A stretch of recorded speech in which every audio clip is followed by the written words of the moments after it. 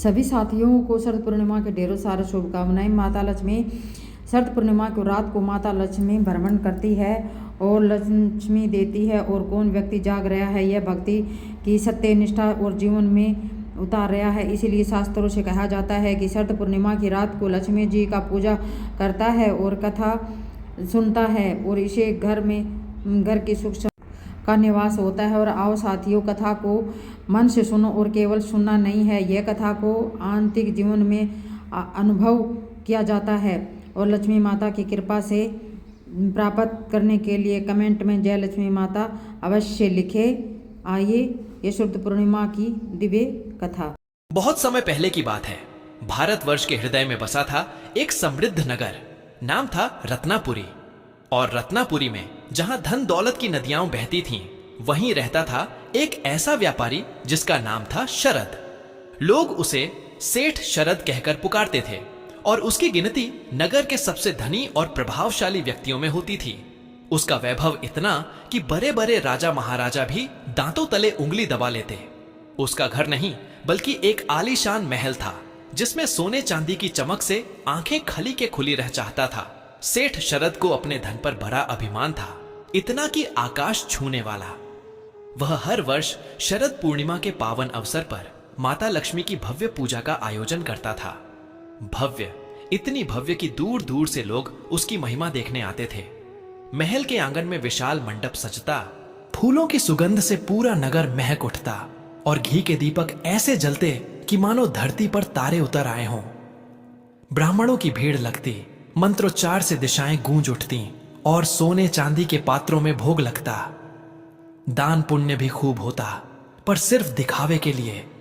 शरद का मन भीतर से अहंकारी था, सूखा रेगिस्तान जैसा, जहां भक्ति का एक बूंद भी नहीं टिकता था। उसे लगता था कि उसका धन ही उसकी भक्ति है, और उसकी भव्यता ही उसके समर्पण का प्रमाण है। उसकी धर्मपत्नी रमा बड़ी ही सीधी सादी और धर्मपरायण स्त्री थीं। वे अक्सर अपने पति से कहती, स्वामी, यह बाहरी आडंबर तो ठीक है, पर भक्ति हृदय में होनी चाहिए। क्या आप कभी एकांत में बैठकर सच्चे मन से धन की लालसा छोड़ केवल मां के चरणों में अपना शीश झुकाते हैं? शरद हंस देता। उसके अट्टहास में घमंड की ध्वनि होती, रमा, तुम स्त्रियों को बस यही सब बातें सूझती हैं। देखो तो, पूरे नगर में मेरा जैसा भक्त कौन है? मेरी पूजा की धूम तो देवताओं तक पहुंचती होगी। क्या यही भक्ति नहीं? रमा मन मसोस कर रह जाती। उन्हें एक अनजानी आशंका घेरे रहती थी। उन्हें लगता था कि यह दिखावे की भक्ति कहीं उनके परिवार पर भारी न पड़ जाए। एक वर्ष फिर शरद पूर्णिमा आई। आकाश में दूधिया चांद अपनी 16 कलाओं से चमक रहा था। पूर्णिमा का अमृत बरस रहा था। सेठ शरद का महल इस वर्ष और भी अधिक रोशन था। हजारों दिए जगमगा रहे थे। चंदन और धूप की सुगंध वातावरण में घुल गई थी। संगीत बज रहा था, नाच गान हो रहा था, और दूर दूर से आए मेहमानों से महल खचाखच भरा था।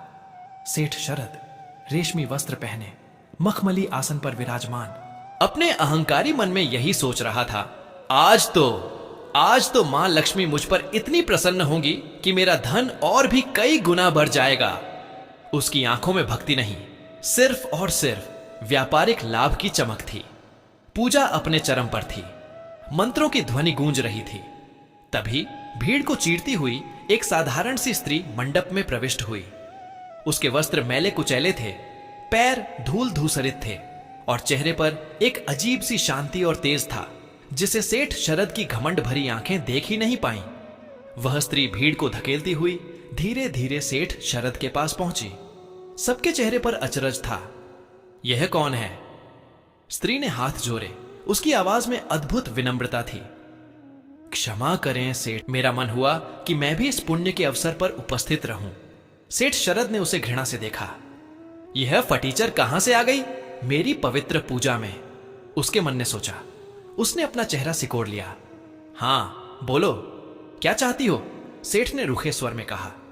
स्त्री ने बड़े ही शांत भाव से पूछा। उसकी आंखों में एक गहरी मर्मस्पर्शी जिज्ञासा थी। सेठ जी, इतनी भव्यता, इतना आडंबर, क्या तुम्हारी इस पूजा में भक्ति है या बस यह सारा दिखावा है? क्या तुम्हारा मन भी उतना ही शुद्ध है जितना यह घी का दीपक? उसके शब्द सीधे शरद के हृदय पर चोट कर रहे थे, पर उसका अहंकार उन्हें महसूस नहीं होने दे रहा था। शरद का चेहरा क्रोध से तमतमा उठा। कौन है यह अभागिन जो मेरे पवित्र कार्य में विघ्न डाल रही है, मेरी भक्ति पर प्रश्न उठा रही है? चुप रहो मूर्ख स्त्री, शरद दहाड़ा। तुम्हारी क्या औकात है कि तुम मुझ जैसे धनी और भक्त सेठ की पूजा पर सवाल उठाओ? देखो तो मेरे महल की रोशनी, मेरे दान की कीर्ति, क्या यह सब दिखावा लगता है तुम्हें? हट जाओ यहां से। तुम्हारे जैसे कंगाल और मैले कुचैले लोग इस पवित्र स्थान को अपवित्र कर रहे हैं। तुम्हें भक्ति क्या खाक मालूम होगी? निकलो अभी के अभी। उसकी आवाज में ऐसा विष था कि सुनने वाले का कलेजा कांप जाए। उस स्त्री की आंखों में एक पल को गहरा दुख उभरा, जैसे किसी ने उसके हृदय को छलनी कर दिया हो। उसकी आंखों से एक अदृश्य आंसू की बूंद टपकी, पर किसी ने देखा नहीं। उसने एक लंबी गहरी सांस ली, जैसे उस स्थान की सारी नकारात्मकता को भीतर समेट रही हो। फिर उसने एक अंतिम बार सेठ शरद की ओर देखा। उसकी आंखों में कोई क्रोध नहीं था, सिर्फ अपार करुणा और एक अटल निश्चय था। उसने धीरे से अपने हाथ छोड़े, फिर मुड़कर बिना एक शब्द कहे उसी भीड़ में गुम हो गई जहां से वह आई थी। रमा, जो पास ही खड़ी थी, ने यह सब देखा और उनका हृदय कांप उठा। उनके मन में आया कि वे उस स्त्री का हाथ पकड़कर उसे रोक लें, उससे क्षमा मांगे, पर सेठ शरद के क्रोध के आगे उनकी हिम्मत नहीं हुई। उन्हें लगा, हाय रे, ये अपने ही हाथों से अपना सर्वनाश कर रहे हैं। रात गहरी होने लगी थी। पूजा समाप्त हुई, मेहमान चले गए और सेठ शरद अपनी जीत की भावना में डूबा अपने भव्य शयन कक्ष में सोने चला गया। उसे क्या पता था कि वह रात उसके जीवन की सबसे काली रात बनने वाली थी। उसी रात, भयावह रात। आधी रात का समय था जब शरद गहरी नींद में सो रहा था। अचानक उसे कुछ जलने की गंध महसूस हुई। उसकी आंख खुली तो देखा उसके महल के एक कोने से आग की लपटें उठ रही थीं। आग! वह हड़बड़ाकर उठा। उसने शोर मचाना चाहा, पर आवाज गले में ही अटक गई। देखते ही देखते आग पूरे महल में फैलने लगी, मानो किसी अदृश्य शक्ति ने तय कर लिया हो कि इस घमंड के महल को भस्म कर देना है।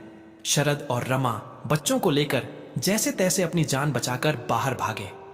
बाहर जाकर देखा तो आग विकराल रूप ले चुकी थी। उनकी आंखों के सामने उनका पूरा साम्राज्य राख में बदल रहा था।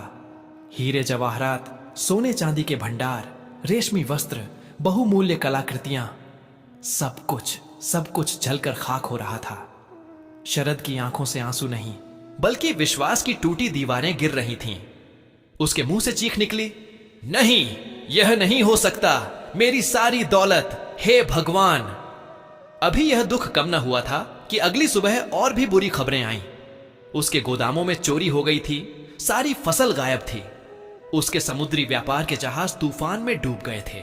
जिन व्यापारियों को उसने भारी रकम उधार दी थी, वे कंगाल हो गए या धोखा देकर भाग गए। एक के बाद एक ऐसी खबरें आने लगीं जैसे किसी ने सारी आपदाएं एक साथ उसके पीछे लगा दी हों। शरद का शरीर कांप रहा था, उसका मन भीतर से टूट चुका था। जो सेठ कल तक शान से सिर उठाकर चलता था, आज वह भिखारियों से भी बदतर हालत में जमीन पर बैठा था।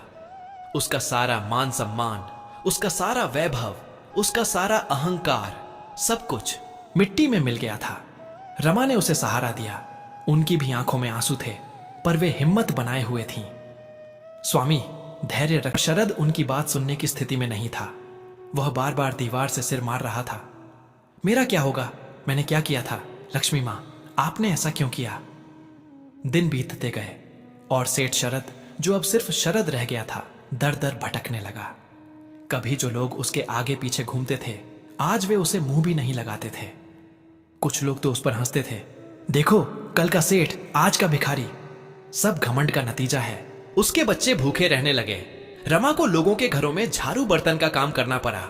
शरद यह सब देखता तो उसका कलेजा चिढ़ जाता। उसे अपनी पुरानी बातें, अपना अहंकार, उस साधारण स्त्री का अपमान, सब कुछ याद आने लगा। एक एक शब्द उसके कान में गूंज रहा था। क्या तुम्हारी पूजा में भक्ति है या दिखावा? वह रात रात भर सो नहीं पाता था। भूख प्यास से उसका शरीर सूख गया था, पर उससे ज्यादा उसका मन सूख गया था। वह किसी पीपल के पैर के नीचे बैठा था। एक दिन अपने भाग्य को कोस रहा था। अचानक उसके सामने एक भिखारी आया और उसे अपनी थाली में से एक रोटी का टुकड़ा दिया।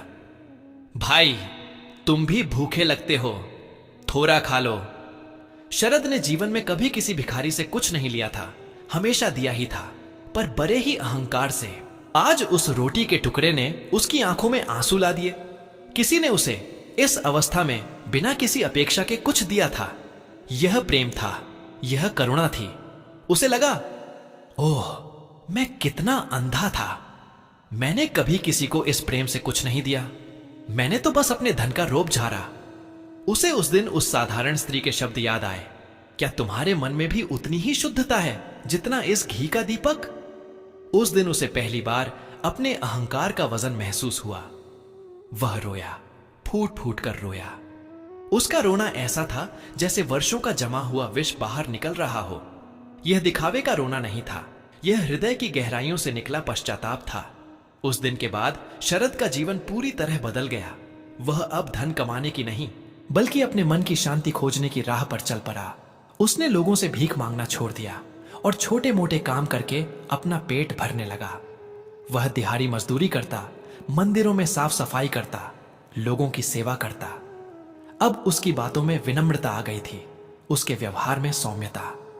वह किसी से कुछ नहीं मांगता था, बस जो मिल जाता उसी में संतोष करता। उसने अपने बच्चों को भी यही सिखाया कि धन दौलत से बड़ी चीज है मनुष्यता और नम्रता। उसने फिर से माता लक्ष्मी की पूजा शुरू की, पर इस बार वह पूजा महल में नहीं, बल्कि एक छोटे से खंडहर नुमा घर में थी। उसके पास न तो सोने चांदी के पात्र थे, न हजारों दिए, बस एक छोटा सा मिट्टी का दिया था, जिसमें उसने बड़ी मुश्किल से थोड़ा सा घी जुटाया था। उसके पास चढ़ाने को प्रसाद में कुछ फल नहीं थे, केवल आंगन में उगे तुलसी के कुछ पत्ते थे, और उसके पास मंत्रों का उच्चारण करने वाले ब्राह्मण भी नहीं थे। बस था तो उसका शुद्ध हृदय, जो अब घमंड से खाली होकर भक्ति के अमृत से भर चुका था। वह आंखें बंद करके बैठा। उसके मन में कोई कामना नहीं थी, कोई लालच नहीं था।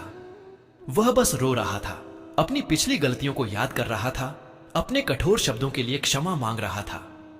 हे मां, मैंने घमंड में चूर होकर आपका अपमान किया। मैंने अपने धन को ही सब कुछ मान लिया था। मुझे क्षमा कर दो मां, मुझे अब कुछ नहीं चाहिए। बस इतनी कृपा करो कि मेरा यह मन कभी फिर से अहंकार के जाल में न फंसे।